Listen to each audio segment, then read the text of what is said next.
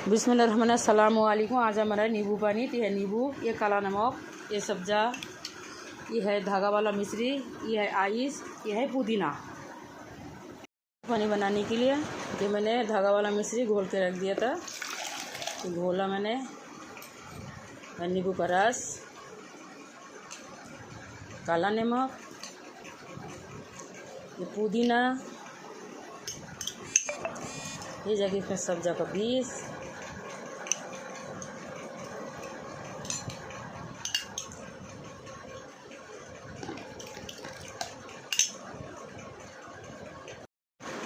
और ये है थोड़ा सा पिसा हुआ जीरा और पिसा हुआ काली मिर्च।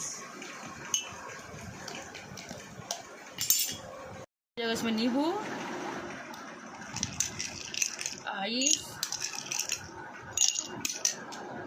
है नींबू पानी,